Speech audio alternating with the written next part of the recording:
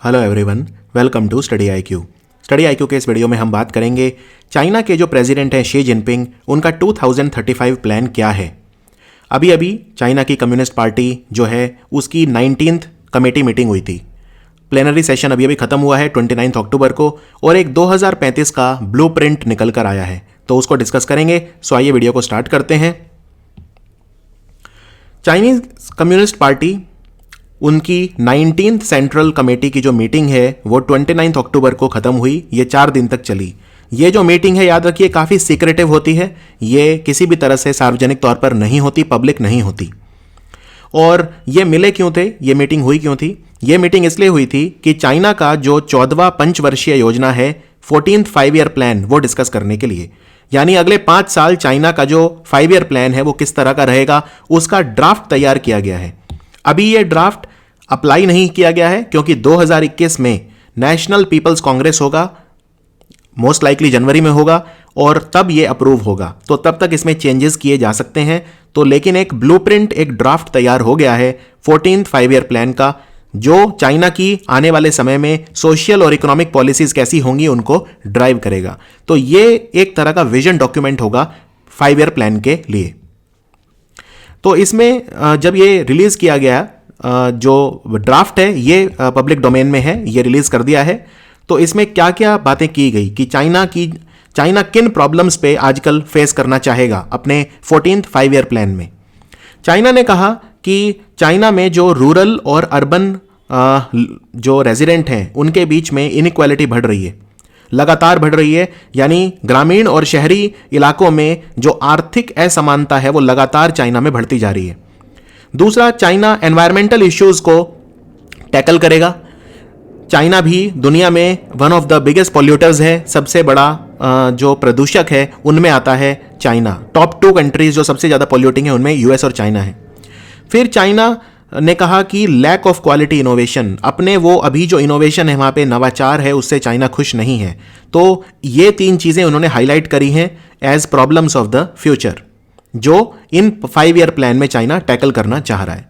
3 सबसे बड़ी problem China को लगता है ये हैं इनइक्वालिटी, एनवायरमेंटल इश्यूज और लैक ऑफ क्वालिटी इनोवेशन। इस बार जो ये ड्राफ्ट आया है इसमें किसी जीडीपी नंबर की बात नहीं की गई है। ये थोड़ा सरप्राइजिंग है क्योंकि चाइना हमेशा ही जीडीपी को लेकर काफ़ी ज़्यादा ऑब्सेस्ड रहता है। जीडीपी की बात नहीं की, लेकिन बस इतना कहा है कि हम एक मॉडरेटली डेवलप्ड कंट्री जितना जीडीपी पर कैपिटा चाहते हैं। और मॉडरेटली डेवलप्ड कंट्री क्या है, इसको लेकर अब ओपिनियंस वेरी कर सकते हैं, इसलिए थोड़ी सी फ्लेक्सिबिलिटी चाइना ने अपने जीडीपी नंबर्स को लेकर थोड़ा सा एक लचीलापन दिखाया। चाइना ने यह कहा कि सस्टेन्ड एंड हेल्दी ग्रोथ हमें चाहिए, सस्टेन्ड एंड हेल्दी ग्रोथ चाहिए, और significantly improved quality and efficiency चाहिए अगले 5 सालों के लिए। बस इतना कहा, लेकिन कोई जीडीपी नंबर्स नहीं दिए कि हम इतनी ग्रोथ या कितने % ग्रोथ टारगेट कर रहे हैं। एक चाइना ने बात करी प्रॉपर्टी राइट्स के ऊपर कि हम एक ब्रेक थ्रू अचीव करना चाहते हैं। प्रॉपर्टी राइट, देखिए चाइना में प्रॉपर्टी को लेकर कोई राइट्स नहीं है। चाइना की जो कम्युनिस्ट सरकार है वो पूरी प्रॉपर्टी ओन करती है। अगर कोई प्रॉपर्टी किसी प्राइवेट व्यक्ति की भी है तो वो जब चाहे चाइना की सरकार उससे ले सकती है, और बिना किसी कंपनसेशन के। तो अगर चाइना कह रहा है कि वो प्रॉपर्टी राइट्स को लेकर रिफॉर्म करना चाहता है, तो क्या इसका मतलब ये है कि आने वाले समय में हम देखेंगे कि जो चाइना के लोग हैं उनको थोड़ी पावर दी जा रही है प्रॉपर्टी को लेकर? ये देखना होगा। अभी तो सिर्फ एक ये ब्लूप्रिंट है, लेकिन एक ब्रेक थ्रू की बात की गई है प्रॉपर्टी राइट्स के रिफॉर्म्स को लेकर। शी जिनपिंग ने एक डुअल सर्कुलेशन की बात करी है यहां पे दोबारा। डुअल सर्कुलेशन, ये वर्ड शी जिनपिंग ने पहली बार दिया था 2019 में। डुअल सर्कुलेशन क्या है? देखिए, अभी जो ग्लोबल अनसर्टेनिटी है, यानी अंतर्राष्ट्रीय जो व्यापार है उसको लेकर अनिश्चितता बनी हुई है।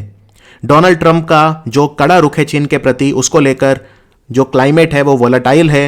एक इकोनॉमिक कॉम्पिटिशन है, हॉस्टिलिटी है, एक तरह की प्रतिस्पर्धा है चीन को लेकर, अमेरिका और चीन को लेकर। तो उस वजह से चाइना ने यह कहा है कि हम डुअल सर्कुलेशन पे फोकस करेंगे, यानी हम अपनी डिमांड को भी बढ़ाएंगे, कंजम्पशन को भी बढ़ाएंगे। यानी हमारा डोमेस्टिक साइकिल होगा। डुअल मतलब होता है 2। तो एक हम डोमेस्टिक साइकिल पे फोकस करेंगे और एक इंटरनेशनल साइकिल पे फोकस करेंगे।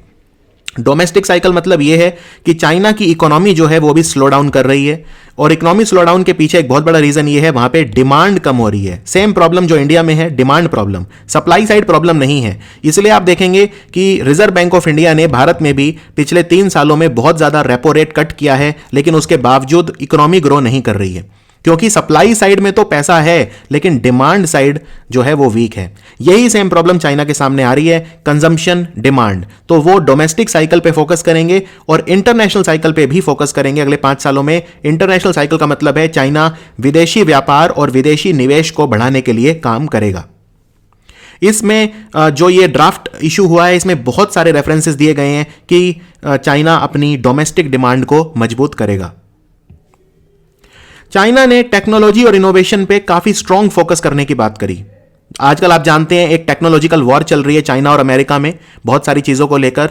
चाइना की जो कंपनी है हुआवी वगैरह, उन्हें 5G टेस्टिंग बहुत सारे कंट्रीज ने नहीं करने दी। यूरोप के भी कंट्रीज ने, जैसे स्वीडन है या अमेरिका है, उन्होंने किसी भी तरह की टेस्टिंग हुआवी को नहीं करने दी है। बहुत सारे कंट्रीज ने हुआवी के जो 5G इक्विपमेंट हैं वो बैन कर दिए हैं, 5G टेस्टिंग के लिए उन्हें डिसप्रूव कर दिया है। तो एक तरह का ग्लोबल पुशबैक देखने को मिल रहा है, एक ग्लोबल पुशबैक देखने को मिल रहा है चाइना की कंपनी के खिलाफ। चाइना की जो कंपनी है उन्हें वेस्टर्न टेक्नोलॉजी नहीं मिल रही है आसानी से। अमेरिका और जो दूसरे कंट्रीज हैं वो इस बात को लेकर काफी सतर्क हैं कि चाइना की कंपनीज को वेस्टर्न टेक्नोलॉजी ना दी जाए। इसीलिए चाइना अपनी खुद की टेक्नोलॉजी डेवलप करने पर बात कर रहा है। चाइना यह कह रहा है कि उसे सेल्फ रिलायंस यानी एक तरह की आत्मनिर्भरता चाहिए साइंस और टेक्नोलॉजी में। तो यहां पे सेल्फ रिलायंस की बात साइंस और टेक्नोलॉजी में चाइना ने करी है। चाइना ने यह कहा है कि वो बहुत बड़े डेवलपमेंट्स करेगा कोर टेक्नोलॉजी में। हालांकि कोर टेक्नोलॉजी ड्राफ्ट में मेंशन नहीं है क्या होती हैं, लेकिन हम अज्यूम कर सकते हैं कि कोर टेक्नोलॉजीज का मतलब यहां पे है फ्यूचर की टेक्नोलॉजीज, जैसे semiconductor, telecommunication, big data, artificial intelligence, machine learning इत्यादि। और ये जो टेक्नोलॉजी के गोल्स हैं चाइना ने कहा है ये 2035 तक हैं, 2025 तक नहीं है।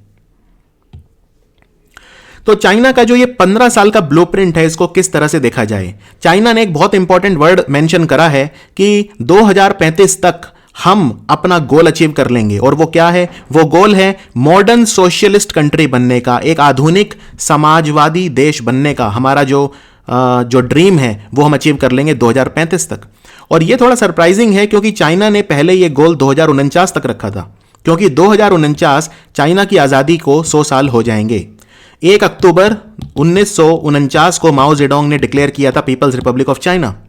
और तो ये जो चाइना के 100 साल 2049 तक पूरे हो रहे हैं आज़ादी के, तो इसीलिए 2049 गोल रखा गया था, लेकिन अब इसको पहले कर दिया गया है, 2035 कर दिया गया है। ये जो मॉडर्न सोशलिस्ट कंट्री बनने का ड्रीम था, ये पहले 2049 था, लेकिन अब 2035 कर दिया गया है।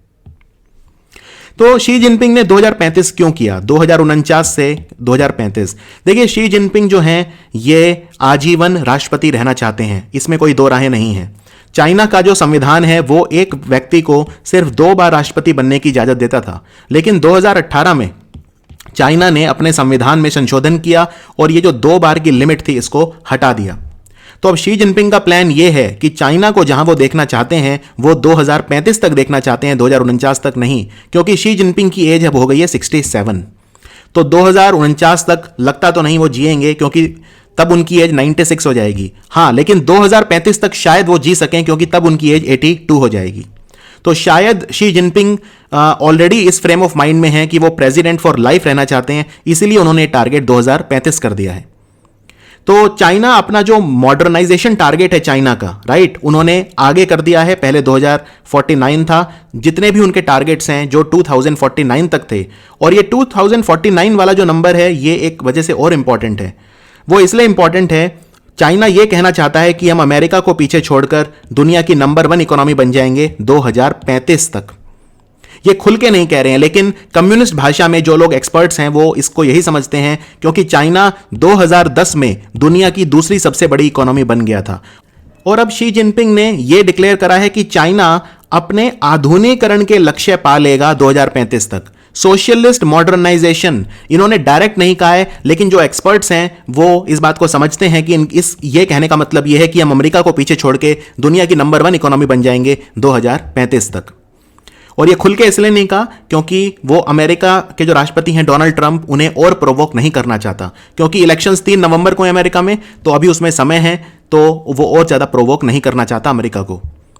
अभी अगर हम चाइना को देखें, चाइना की जो शक्ति है तो वो इससे पता चलती है। चाइना के पास दुनिया की 19% पॉपुलेशन है, 16% ग्लोबल जीडीपी का हिस्सा चाइना का है, 12% ग्लोबल ट्रेड चाइना का है, वर्ल्ड इकोनॉमिक ग्रोथ जितनी भी हो रही है उसकी 28% चाइना की है, 7% दुनिया का जो कृषि भूमि है वो चाइना के पास है, 6% फ्रेश वाटर रिसोर्सेज चाइना के पास हैं, और पूरी दुनिया का जो खनिज संसाधन है, मिनरल रिसोर्सेज, वो चाइना के पास हैं। शी ने यह बिल्कुल क्लियर कर दिया है कि वो अब प्रेसिडेंट फॉर लाइफ हैं। अब वो कब तक रहेंगे ये कहना थोड़ा मुश्किल है। 2022, वैसे उन्हें 2022 में रिटायर हो जाना है अगर अभी का देखें, लेकिन क्योंकि अब संशोधन हो चुका है कॉन्स्टिट्यूशन में, तो अब उनके पास कोई 2 टर्म लिमिट नहीं है। उसके बाद चाइना ने एक और बहुत बड़ी अनाउंसमेंट करी है कि 2035 तक चाइना में जो गाड़ियां चलेंगी वो नॉर्मल पेट्रोल डीजल वाली गाड़ियां नहीं चलेंगी। तो उन्होंने कहा है कि 2035 जब साल आएगा तो चाइना में 50% गाड़ियां वो होंगी जो न्यू एनर्जी से चलेंगी। न्यू एनर्जी से मतलब है या तो इलेक्ट्रिक, बिजली से चलने वाली गाड़ियां, या प्लग से चलने वाली, या फ्यूल सेल वगैरह से चलने वाली, और जो बाकी 50% हैं वो हाइब्रिड गाड़ियां होंगी। हाइब्रिड मतलब होता है जो दोनों से चलती हैं, यानी कन्वेंशनल और अनकन्वेंशनल दोनों सोर्सेज से चलती हैं।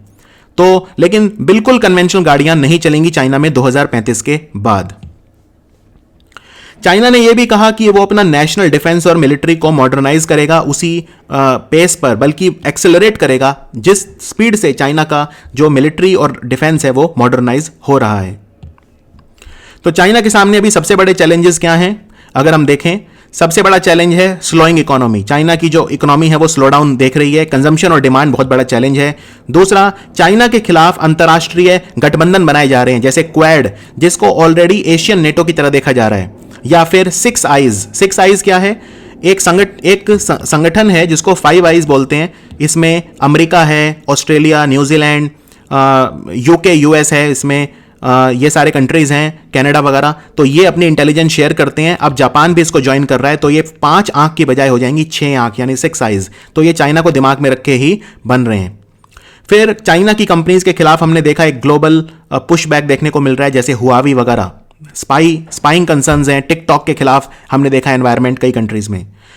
चाइना की जो एक्सपेंशन स्ट्रेटेजी है उसको लेकर एक अंतर्राष्ट्रीय माहौल तैयार किया जा रहा है, यानी लोग अब उसके खिलाफ हो रहे हैं। हमने देखा कि चाइना का जो बेल्ट और रोड इनिशिएटिव है वो बहुत सारे कंट्रीज उसको ठुकरा रहे हैं, जैसे म्यांमार है, इंडिया है, यूरोप के कई कंट्रीज हैं वो उसमें हिस्सा नहीं ले रहे हैं, क्योंकि चाइना के कई सारे कंट्रीज के साथ डिस्प्यूट चल रहे हैं। अगर हम एशिया में देखें तो दक्षिण चीनी सागर के आसपास सारे कंट्रीज जितने भी हैं, चाहे वो वियतनाम हो, चाहे वो फिलीपींस हो, सबसे चाइना के डिस्प्यूट हैं। ताइवान हो, और जो ईस्ट चाइना सी है उसमें जापान के साथ, पूर्वी चीनी सागर में जापान के साथ चाइना के डिस्प्यूट हैं। तो इनको लेकर चाइना की जो एक्सपेंशनिस्ट स्ट्रेटेजी है उसको लेकर एक पुशबैक देखने को मिल रहा है। हमने देखा ऑस्ट्रेलिया और न्यूजीलैंड भी अब चाइना की इस एक्सपेंशनिस्ट स्ट्रेटेजी से परेशान है। चाइना की जो डेट ट्रैप पॉलिसी है, जहां पे चाइना गरीब कंट्रीज को उधार देता है और फिर उन्हें उसी में फंसा देता है। हमने देखा श्रीलंका का जैसे बंदरगाह था हम्पन टोटा, वो चाइना ने 50 साल के लिए ले लिया, या जो दूसरे अफ्रीका के गरीब देश हैं वो भी अब इस चीज़ को धीरे धीरे समझ रहे हैं, और चाइना को इंफ्रास्ट्रक्चर प्रोजेक्ट्स उतनी आसानी से नहीं मिल रहे हैं जितने पहले मिल जाते थे। और फिर एक और खतरा यह भी है, जैसे हांगकांग में हमने देखा कि चाइना के जो अपने ही लोग हैं वो चाइना के खिलाफ हो रहे हैं। तो यही चीज़ आगे जाके इसका डोमिनो इफेक्ट हो सकता है कि चाइना में एक अंदरूनी एक रिवोल्ट देखने को मिल सकता है। तो ये सारे सबसे बड़े चैलेंजेस हैं आने वाले समय में चाइना के। सो ये था चाइना का 2035 प्लान। अभी तो सिर्फ ब्लूप्रिंट है, और फाइनल जब इनका 5 ईयर प्लान रिपोर्ट आएगी तो जनवरी में हम उसको डिस्कस करेंगे, वो रिफाइंड होगी। अभी ये सिर्फ एक ड्राफ्ट है, लेकिन इससे चाइना की काफ़ी सारी इंटेंशंस क्लियर हो जाती हैं। सो आई होप ये वीडियो आपको समझ में आया होगा। कोई भी आपको डाउट है आप नीचे कमेंट्स में लिख सकते हैं। Thank you for watching study IQ।